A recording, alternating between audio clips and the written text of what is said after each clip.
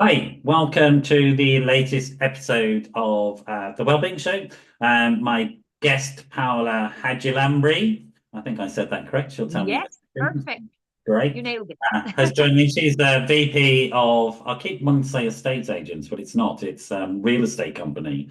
It's because it's American and my brain won't go there. So the real estate company and also an actress, very successful actress, who's come to join us today to principally talk about her show, which is about trafficking, which is a very serious and important subject. Yeah. But also we're going to get to know Paola a little bit herself, about her life. As always, if you're watching this, remember this is pre-recorded. It's not going out live, so don't call me during the show because I'll probably be having dinner with somebody and you'll be interrupting. Mm. But do send me a message, or I'll just be sleeping because I'm an old man at that time of night. So just text me on 07506 and I'll respond when I can. I can always pass messages on to Paola. Just a sort of little trigger warning. It's a serious subject we're talking about tonight, Yeah, and it's a subject which is horrific. It's it absolutely is. horrific. It is indeed. And First of all, thank you for inviting me and for giving me this opportunity to have this amazing conversation with you and raising awareness about human trafficking and violence, especially against women, yeah, because these days it's something that I think is gone viral. And every single day we hear about a crime against a woman or children. And it makes me feel that we are in quite very dark times we are. regarding this We, subject. we definitely are. We look at whole countries have gone to the dark side. So we look at Yeah, Afghanistan. yeah, It's absolutely dreadful what's happening. And yeah, if we look at the fact that the US has elected this person who absolutely is a judge to be a rapist, I mean, what sort of message are we sending to young women today when that is going on? So it is a serious situation that we're in. well, Before we jump into I'm that, I'm more worried. I'm more worried though, not not in regards to the elected president in the US. I'm also worried about the different scandals and the different kind of rapists that have high positions in hierarchy yeah. all around Europe and in governments. And I'm just wondering how many children or women have been either humiliated or taken advantage, and they're not in a position to say because these gentlemen in high positions in politics, especially, you know, they are covered. They have immunity. Well, we've seen quite a lot of it in the UK recently. So we've just had Yeah. a recent issue around one of the presenters of a program called MasterChef, who Mm-hmm. has been for decades sexually harassing, and I would say sexually abusing women, young. Yeah.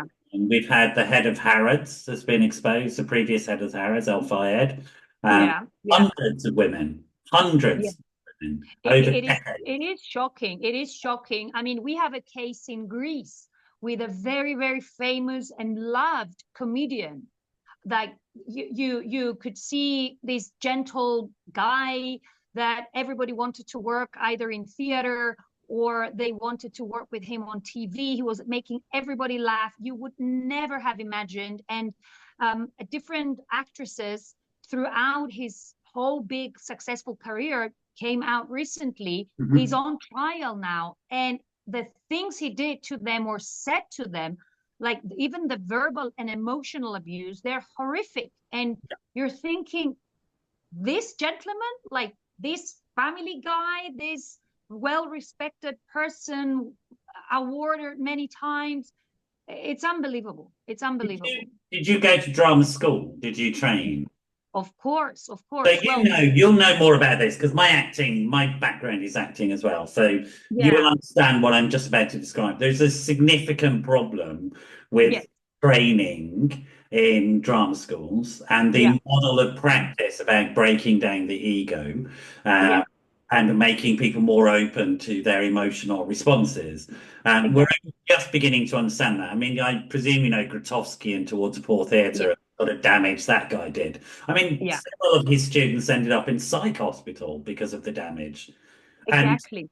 and this is perpetuated throughout the industry, it seems to me. And you're nodding away. Can you tell me about your understanding and experience of that? Yeah. First of all, I come from Cyprus, by the way, Yeah, a loved place for a lot of expats. I studied in Greece, actually, on a scholarship at the at the drama school of the National Theatre of Greece. right. It was the old Royal Theatre, if I may say. People will relate to that. And there are every year there are only 15 places to get in that school. Sure. It's a state school. You go based on a scholarship, and there are 13 places coming for the students from Greece, like Athens, Thessaloniki, the big cities. And there are only 2 places given to Cyprus, to the whole island. Yeah. So I worked hard. I was chosen, and I passed my exams. At the same time, I also passed my exams to the University of Athens, where I studied all the classics, ancient Greek literature. So I did all the tragedies and the philosophers, Latin and ancient Greek and all that, for which I'm forever grateful. I had some great teachers. And I have to say that I was lucky back in 2000 when I was studying. I'm 44 years old, because we had a very, very good team of teachers and trainers. Of course, they were old school. The breaking of the ego existed, as you said. There was a lot of, I could say, discrepancy in regards to the ages. Why? Because the National Theatre has this specialty. You are allowed to go and be an audition as many times as you want between the ages of 18 and 26, if I recall. So when I entered the school, I was 18 years old, barely. Mhm. And in my year, there were guys or girls that attended on their 26th year. So I had people that they were 8 years older than me. Hmm. And of course, when you're 18, coming from a little island, you're much more innocent Yeah. than a 26-year-old. It's also a very intense experience, isn't it? And Yes, this is emotional intensity and this it is. being It is because you're exposed. battling, you're all the time battling with yourself, whether you're good or you're not good. You are in the hands of your teachers, Yeah. because most of the teachers are also well-known actors and actresses, which you used to watch them on TV, or even worse, at the ancient theater of Epidaurus, which is like the Colosseum of the theaters. Mhm. And for someone to be able to go and perform there, he has to be someone with great career and a great personality. So when And you have people these won't, people yeah, people teaching won't you, know because Greek theatre goes back to ancient times and yeah, was has a religious ritual element to it as well. So yeah, people yeah, don't understand. It's still true in Greece. I know that there's that celebrant element of theatre still exists, right? yeah. Because even if it sounds crazy for people listening to us, you can see that all the ancient tragedies, the subjects they depicted, they apply today.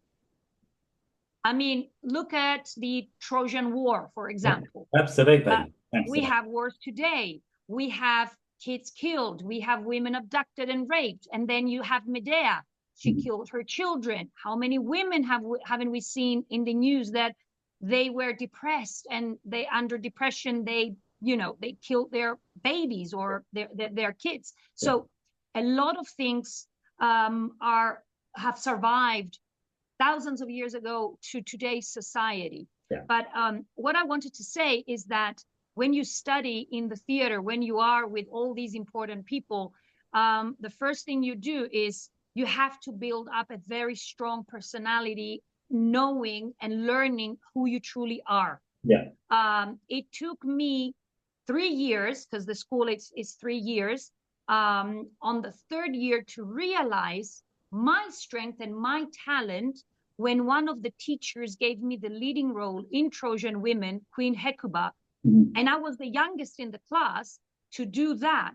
And I had reactions from classmates saying, oh, can she do that? Are you sure? Straight to the teacher, who was a very famous actress, and she stood up, and what she said, I was like in awe.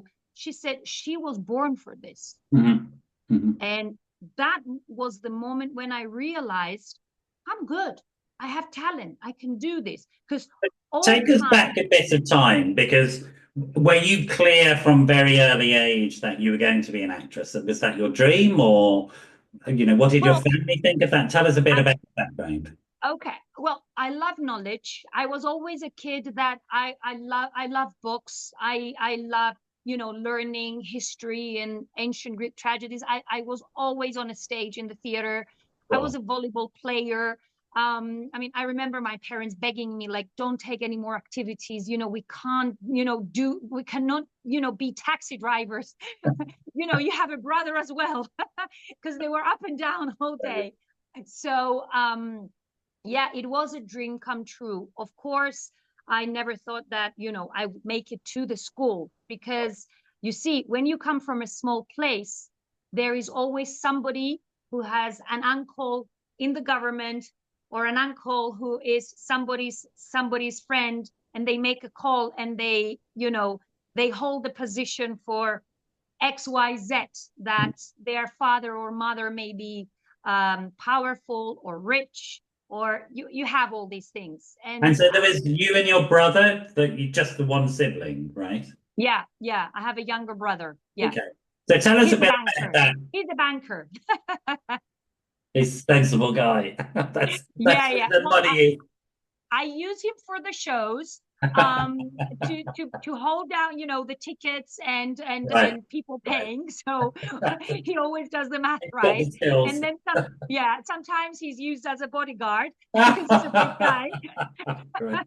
And then he feels so in charge for the shows, especially when we perform in the States, that he feels a responsibility to coordinate the lights and sound guys.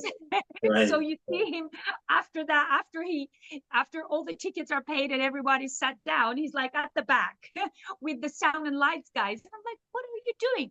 I have to check that everything is okay, because I know the play better than them. Yeah. And I'm like, okay, all right, you can do your thing. So obviously you were very close growing up, because you're still close now. So yeah. Close family, very loving by the looks of it. Very happy. Yeah, I come from a very poor family. Yeah.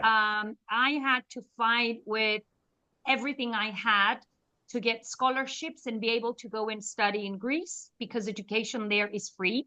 So I got my scholarships to be able to pay the expenses. I studied with the help of the Church of Cyprus.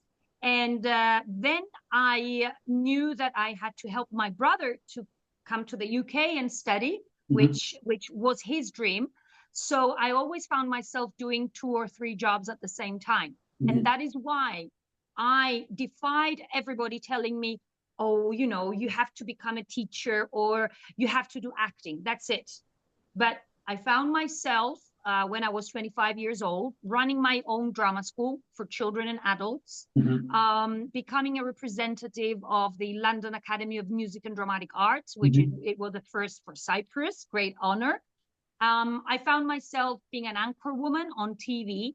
And I was also teaching at a private school in the morning doing... I know how your parents feel. I'm exhausted listening to you. Yeah.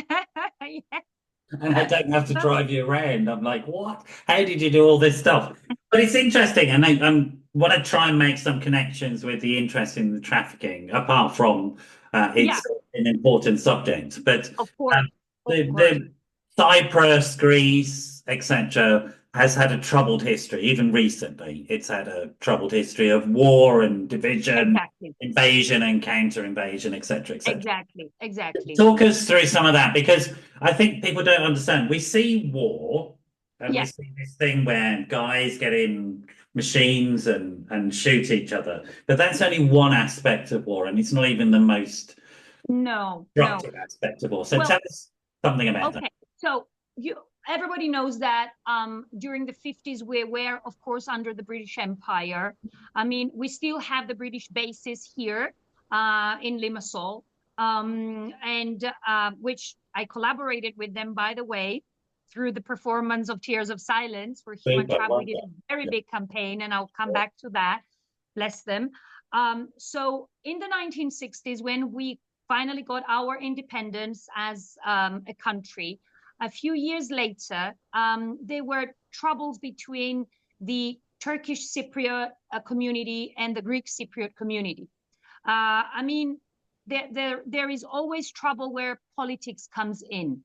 And in 1974, because of these troubles between the communities, and because the then President Makarios, he signed the Zurich Agreement, which said that for Cyprus to have its independence, you have to have the guarantee powers, Greece, the UK, and Turkey, to make sure that peace will always prevail on the island. So when the communities were in a fight, let's say,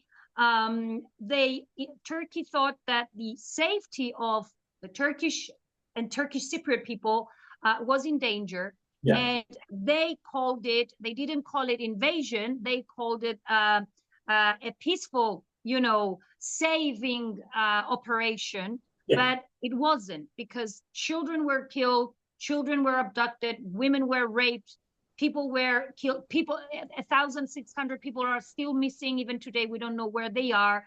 I mean, we have a lot of them buried in unknown places. Of course, there were losses for both sides.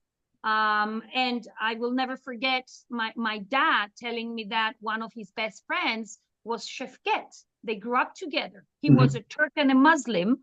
Okay. And when the war happened, they were like, they couldn't explain it. They didn't know what to do when they started dividing the island.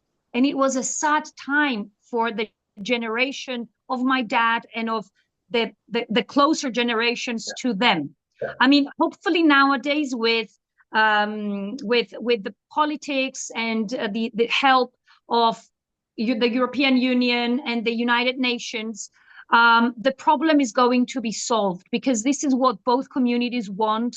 And we are always trying to help the Turkish Cypriots with a lot of privileges, free healthcare, for example. They can come and study free to the universities. And it's something that those people are actually seeking. And they're like, we want a unified island. We don't want the north, the occupied part of Cyprus to be glued to Turkey.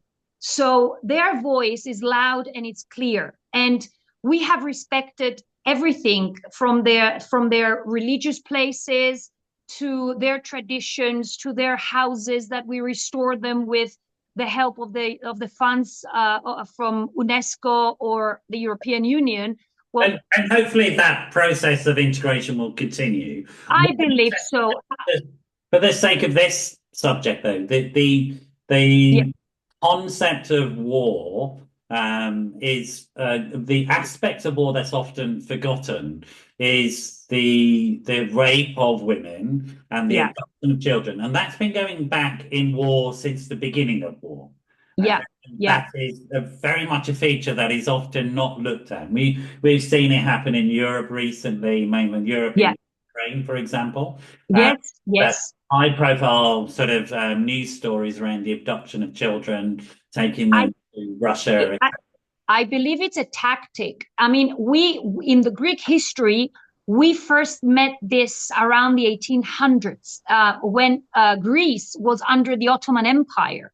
And I mean, through history and archives, there were hundreds of children from when living in the higher locations of Greece, in the mountains, in very, very small villages, that all of a sudden the children would disappear. And they know for sure that it was a strategy, for example, from the Turks, taking the children, raising them as Turks, putting them with Turkish families and raising them as Muslims. So it is a strategy. I mean, I'm not saying only Turkey does it, or I mean, I don't have anything against them, of Yeah. course, but I mean, I think it's a war strategy coming through generations of wars, and I think it's what everybody does. I mean, even now with the war in In Ukraine. Serbia as well, which was a sort of Christian community doing it to Muslim groups, and there, Yeah, yeah, I'm going to just warn people about Trigger. I worked with a lot of victims from that conflict. yeah, The yeah, yeah, Serbs had what were called rape camps, where Muslim women were taken, and you know that exactly, they are horrific. exactly. And he was designed to destroy the culture, to Yeah, transform the culture and eradicate it without wasting money on bullets. You of know. course, of course. I And mean, so we, these we processes of trying to do that. So I guess the point I'm making is that there's always been this story of mhm, what happens to women and children, but it not being told. yes, yeah, Always, this has been hidden, almost yeah. normalized. It's like that's what you'd expect. I'm Yeah, not yeah, sure. because everyone says it's war. What do you expect? People will be killed, but yeah, but the soldiers will be killed, or if Yeah. a bomb falls and there are people in the building, but not like on purpose taking young girls and children and harming them. Yeah. And there's some very powerful scenes. I don't know if you've seen the film Fury, which is Yeah, a World War II film, a tank film. There's very powerful scenes there acknowledging what yeah, American troops did to yeah, German women and girls. And it's quite brutal. All this stuff is normalized and brutal. And I wonder how much of that might have seeped into sort of your consciousness in terms of as you work through theatre and get towards this point where you want to do a show about a very powerful subject. I mean, it's just because there's that thing that we always present our best foot, don't we? And we always like to yeah. present the world in a Well, very positive in way. in regards to this, I have to mention three shows that they're related to this. The first one, which I also, I mean, it was I had the leading role when I was in the final show of the drama school, and then years after, I really got the role of Queen Hecuba of Troy. In Trojan Women, with a group premiering in the United States and touring 20 states in USA. So for a whole year, I was performing that show that is related to war, to the rape of women, to Yeah. the abduction of children. And I will go to a specific point of what the Greeks did, which is a big, big irony for the Greeks, that they brought democracy and human rights. They were the ones that, after Hector was killed from Achilles and they got Troy, they went to the wife of Hector, took her 2 3-year-old son and threw him down off the walls, Sure. so Troy would not have a future king to come and revenge what Yeah. the Greeks did. So that is a very dark time for the well-known democratic Greeks Yeah. that they are ashamed of. And then continuing through my career in shows, when I did in 2018 the show Melina Mercouri, Her Life, Melina was a very famous Greek actress. She was the first Minister of Culture of Greece. Because of her, we have the institution of the European Capitals of Culture every year around the world. She is the one that she was the first to ask for the Parthenon marbles back, and she really fought until the end. She's a remarkable woman. She was the first actress from Greece to go on Broadway and perform. But what a lot of people don't know is that she gave all her money, all of her career, she gave it up when the dictatorship in 1967 took over the democracy from Greece. And a lot of people don't know that the dictators, they took her citizenship. Mhm. And that it was when she said, I was born a Greek and I will die a Greek. And she Mhm. told to the dictators, you were born fascists and you will die fascists. So in this play, there is again that dark side where she says of what women had to go through the dictatorship. And sometimes, in order to survive, they had to accept the raping Mhm. as a way to get some bread and feed their family Yes, or their yes, absolutely, mother. absolutely. Yeah. And then the third case where I was really surprised, and I didn't expect that, was when I did the monologue of Maria Callas in 2019 in New York. And because I'm a person that I go very deep into research, and I was also again surprised when Maria Callas was raised, the very first year she was raised in Greece. Greece was under the German occupation, Yeah, Second World War. yeah. So it was amazing how she hated her mother for bringing in their house German soldiers, asking her to sing and entertain them, because she also had a very beautiful sister that she was the opposite of Maria, blonde and thin. And um, their mother kind of used the daughters for Mhm. her own survival. Yeah, yeah, And this traumatized Maria Callas yeah, a lot. yeah. And for many years, a lot of people think that her big menace was Onassis, but I think it was her mother that Mhm. really, really broke her from her early years. And this is sort of painting that picture, isn't it, about how Yeah, women have had to face up to these pretty dire circumstances and exactly. deal with oppression, direct oppression, which is backed up by the threat of violence and death and rape, etc., and having to live in close proximity to those threats. Exactly. Because I think that the men, they always go to war, they're on the battlefield. And then the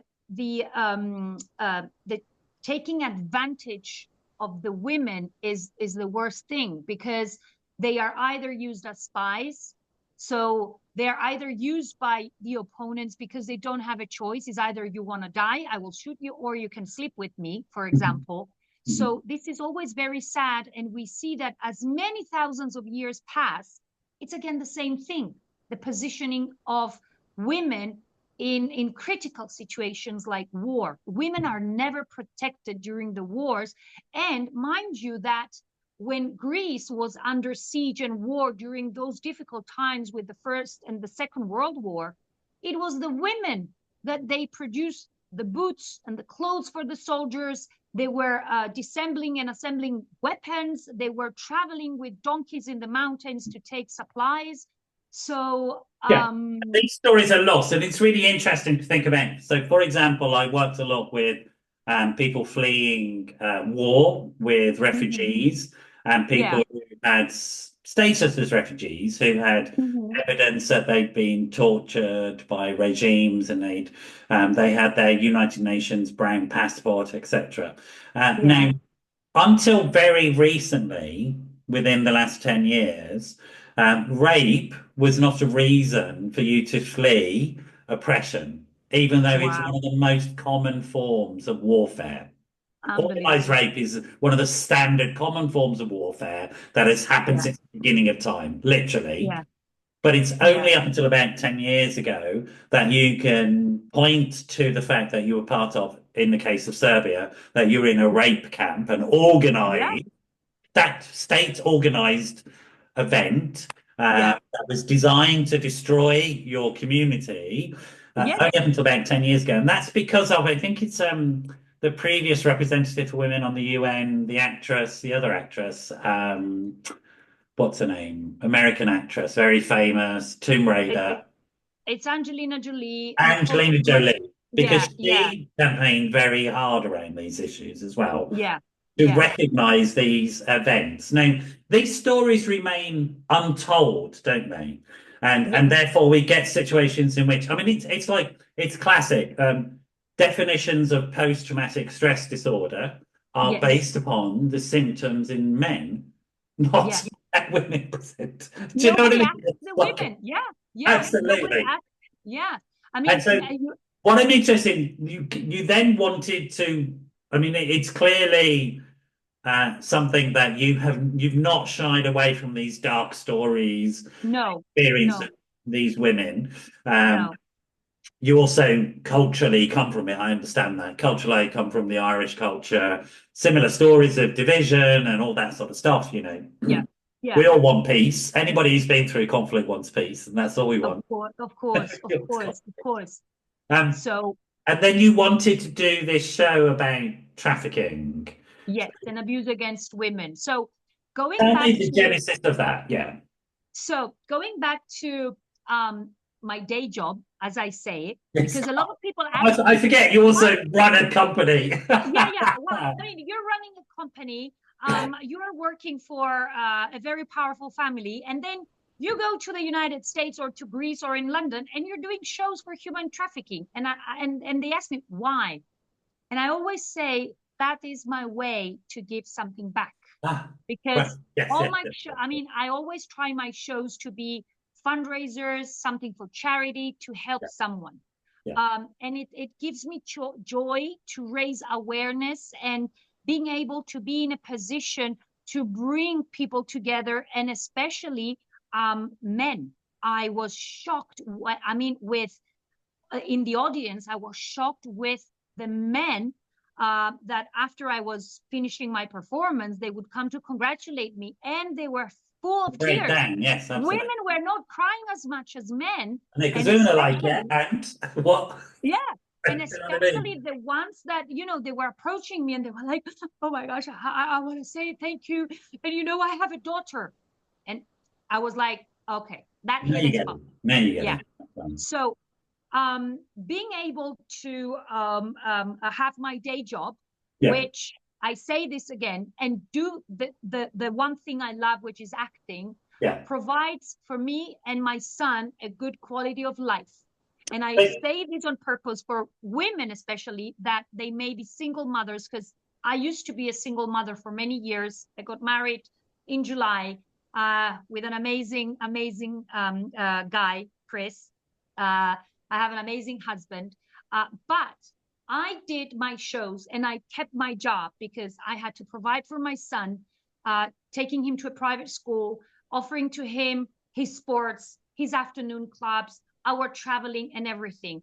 I could have said, I choose to be an actress. We all know that actors do not really make the big money unless you have a big chance and you're in Hollywood, of course. So I always say to men and women, if you can do more than one thing, if your studies and education enables you to do the extra step so you can have the life you are dreaming, do it. And don't listen to anyone who tells you have to choose. I yeah, didn't have to choose. I did what I loved. yeah. And that is why the real estate really helped me to raise my sponsorships, for example, for Tears of Silence, when the idea came up from my very good friend, Aria Socratous, who is the Yeah. writer of the book, Tears of Silence, who interviewed these women that they are in the play. It's true characters, Wow. real stories Wow. of women that, because Aria is a very, it's a she's in the United States. She's a professional translator. And at some point, she worked with different agencies, bringing women in to speak about their experiences. She had a signed permission from them, because she's also a writer, and wrote their stories. And she promised to them that they would come to light. And she called me and said, I need to put this on stage. And I said, okay, give me the book. I'm going to write the monologue because I want to choose the three women, and we're going to do it. So we chose Christina. Mhm. She's a beautiful Greek young lady from an island from the island of Paros in Greece. And she falls in love with an American guy that asks her to marry him at Yeah. the end of their 3-month relationship. So she follows him to have the American dream. And things don't turn very well, because after a few months of being married to him, she realizes that is not the man she thought he was. Beating her up, going out, he's drunk, he has strange phone calls in the middle of the night. And then the story goes to Roxana, a very nice girl in Moscow, in Russia, with her nice job at a very nice hotel. She is flirted all the time by this American business guy, who later on we find out he has a relation with his kind of friends with Christine's, the first character's husband. So he also promises to her the American dream, but Roxana later on finds herself without a passport in the hands of this cruel man, and he totally sells her as a piece of meat for men to take advantage of her. And she has no way out. They've taken everything. And the third character is Sonia. She is born and raised in the United States, in New York, in New Jersey, from immigrant parents. And her life changes when she loses her father, and she tries to financially assist her mom and her little brother. And of course, she is a victim of all these agencies that they will make her a supermodel, and they have booked for her a photo shoot in Paris, and they booked her flight, and they're driving her to the airport, but she never makes it to the airport. The only thing is that they drug her, and she ends up in the porn industry. And we follow these women. I do all these three women changing wigs and costumes, etc. And we see how every situation has affected them. We see how Christina, from a very free-spirited woman and believing in true love, having dreams of a home and children, she's afraid of her own shadow because she's been beaten up, abused, also verbally abused, and she's in a circle she cannot get out. Because again, the trick is that even her husband, with the excuse of, I will find you a job, so I need your passport to do your papers. Again, she has no passport to get out of the country, to go to the embassy and ask for help. She's totally blindsided by this guy. And then we see how the change of Roxana and the whole experience she has with human trafficking, actually, and being treated the way she's treated, it hardens her up. She's very blunt about everything. And she talks to the audience and says that this is the life we do. Nothing is going to change. Nobody's going to come and save you. Just shut your mouth and do what they're asking you to do, so they don't beat you up, or they don't cut you to pieces and, you know, throw you in a bag in a garbage bin, and then you're never found. Nobody's going to come looking for you. And then we see the mental health of Sonia, who describes her whole experience when it happened when she was 16, and Sonia today is around 40, in a whorehouse, of course. And the way that she's presented to the audience with her little pigtails and in her pajamas and with her teddies and toys, we see the harm that the whole experience of rape, because she was raped to do porn movies, she was drugged, so she didn't have any help. She just disappeared from the map. For her mother, she was dead. And of course, because of shame, she could never go back to her mother.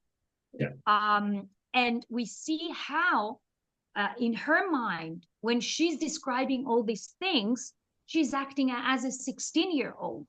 So she's kind of put herself in the past, refusing to see where she is. And she's in the same house with Roxana, believing that no matter what, Roxana will be always protecting her like a mother figure to her. So it's very interesting to see the course of these women and how their character changes through their stories. And there's a number of things that strike me about it. One is that these are just ordinary women. This really happened to ordinary women who got caught up in this because this exists. It's the truth. It's not sort of it's not men with horns and tails. It's the No. guys that the boyfriend model is a well-known model, for example, Yeah. in terms Yeah. of trafficking and that and the modeling contract. All of these things are almost cliches now in terms of Yeah. going on. Yeah. Yeah. And then there's a whole industry that these women can be fed into, the porn industry. People just Ex- don't take on board that exactly. porn industry is very much part of trafficking, and that a Ex- lot of the women in it are drugged. They don't know what's happening, yeah. and they're coerced into doing it. The threats of violence, etc. And so we should say there are ethical versions of porn which are put together. If people do want to watch it, please choose the ethical versions, not Yeah. the versions that might be young women who've been kidnapped. Exactly. That's it's really. I wanted to just listen to the stories because hearing the stories is the point, right? Yeah. Yeah. I didn't want to Because interrupt you. all three women are connected. Yeah, And we find this in the end because we have Christina, Roxana, and Sonia, three different countries, okay, three yeah, different cultures. And then in the end, Christina comes again, taking that hard decision to leave her husband. So mhm, she's running in the house like a maniac, trying to find her phone, trying to find where her passport is, thinking that she will go out in the street and ask for help because she's afraid even from the police. Because the times that she tried to go to the police, because they knew her husband, which is also weird, of how do these police officers know him and they don't put him in jail, but they take her from the hand and bring her back home where the violence continues. It's a exactly. bit weird. And then she hears the name, her husband is David, and then she hears her husband talking to someone who is James, and we know James from Roxana's story. Yeah, So slowly it unravels that these guys that they are promising marriage and they want to have wives, they're actually leading a human trafficking cartel. yeah, So and what we leave for the end is for the audience to see what's going to happen with these women, yeah. what is going to be the end, and Christina has the answer to all of them. Okay. And it's Yeah. really important that we understand this, that these things are connected. It is organized, and that Yeah. often authorities are involved as well. Exactly, and also the image of successful people. I mean, look at the story with Harry Epstein Yeah, and his powerful lawyer girlfriend that nobody could touch her, and yeah, how many young girls they took advantage. I yeah. mean, or the happy family man image that a lot of men or even women they portray to the outside world, but then behind them there is a whole mafia ring. Also, uh often what happens in these circumstances, and you'll know more about this than me, but often what happens is that the women and the children who are trafficked are treated as perpetrators because they yeah, may be in prostitution, they yeah, may be forced into gangs, etc., etc. They yeah, may be in breach of immigration yeah, legislation and be exactly, treated as illegal aliens, and therefore they yeah, are criminalized, and yeah, the criminal justice systems treat them yeah, as criminals rather than as victims. yeah. The other thing I recently heard and I was shocked, was we were at a women's conference recently in London, and this beautiful lady, we were all presenting what we do, and she told us that she created this company for young boys that and girls, but mostly for boys that they are in football. Yeah, Uh, and she said that she did this in order to protect, especially the boys, because there was a huge human trafficking ring from Africa taking these boys as football talents with yeah, the promise that they would have a contract in big teams around the world. And then these boys' tracks were lost. yeah. So And these boys, another term that people use for this, and there's all sorts of pitfalls that people have who are trafficked. But another term that people use is what's called modern slavery. Yeah.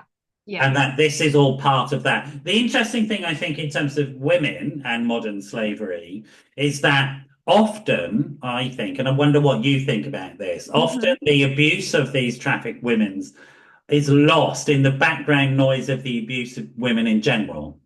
Yeah. So it's almost Yeah. like the violence against women is so normalized Yeah. that Yeah. when you meet somebody who is being trafficked and all of this is happening to, it's almost like, well, that's just what happens, isn't it? You know? Yeah. Yeah. Yeah. I mean, we tend to normalize something so horrible. I Yeah, mean, every night we hear on the news about a woman that was killed either from her partner, her boyfriend, her husband. yeah, I mean, the latest story we heard this morning was in Greece. He killed his 39-year-old wife with a hammer. yeah. Like, how brutal can you be? I mean, it's one thing to shoot someone, and it's another thing to stab them like 50 times or But to. we do need to know this brutal reality. I also want to say, because we both said this at the beginning before the show started, about talking about these very difficult subjects and the trigger warning. So if you're in a situation where you're at risk from your partner, it is really important that you understand that that's not right, it's wrong, and that you need help and support. There are organizations in the Yeah, UK, I would suggest that if you're in a dangerous situation, you and your children, contact one of the women's shelters organizations, contact one of the exactly. women's run women's organizations. Exactly. Shelter is one. And don't just sort of be very careful about your safety. You will be anyway. But the leaving phase, when you're leaving an abuse, is often the phase when the very terrible assaults happen. But get in touch with some of these women's organisations. I'll give you the name of shelter as a start. Women's Aid, etc. Rape Crisis. These are organisations in the UK that are women-led, that will take you seriously and understand what's going on and give Mhm. you help. Where would you suggest from your experience, Paola, in terms of where you live, are there organizations Well, you recommend? we are very organized in Cyprus. I Right. am sorry to tell you that 1 in 4 women faces violence and 1 in 3 children as well, with the Yeah. numbers talking. Yeah. We have quite a few organizations that are very active in Cyprus. We have Hope for Children, that they have created homes, shelter homes for children that they have faced any kind of abuse and violence. Okay. Then we have the organization, it's called Spavo, and I personally did shows for them to raise money to build more shelter houses, and they take care of all the women, their children. They make sure to find work for these women, because usually the financial Yeah. issue, when they're depending on their partner, that is why women are afraid to leave an abusive partner. Yeah. And I can support this with my own story in the US when I premiered Tears of Silence in 2022. And the show, I mean, was done. Why? Because the Minister of Foreign Affairs of Cyprus, who is now the president of Cyprus, Mr. Christodoulidis, he gave me a call and said, "Are you performing in New York, your play?" Because he knew about it. I said, "Yes. Can you do me a favor and go and do a fundraiser for Mm. this Cypriot girl that she was abused for years from her husband?" Of course, he was a wealthy guy, and he asked her not to work and take care of their newborn son.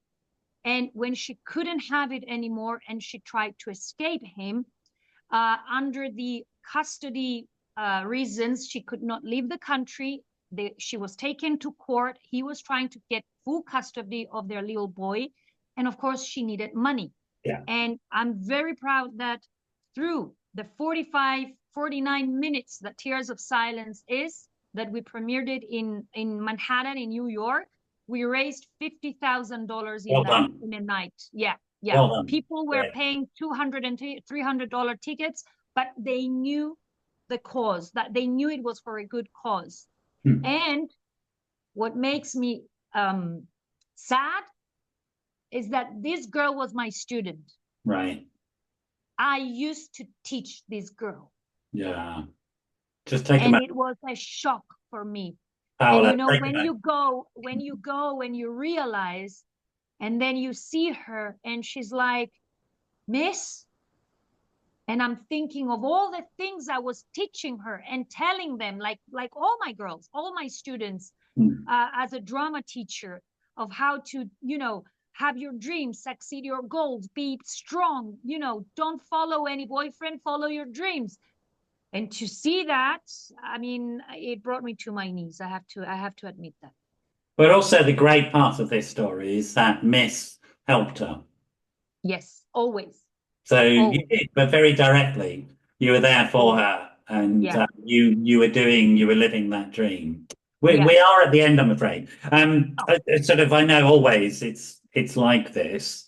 Just to remind people, if you've been affected by the subjects raised, do reach out to get help. If you're in a risky relationship at the moment, make sure that you get proper help for that. If you're a child and you're worried about what's happening to you, you can contact Childline in the UK, and Paola's also suggested them. In terms of this show, are you still performing? Can people see it? well, I am bringing it back at the end of January in Cyprus, Okay. because people have been asking me for so long. I didn't do a show in 2024, and the reason was I was preparing for my wedding. So Fair enough. I was busy with that.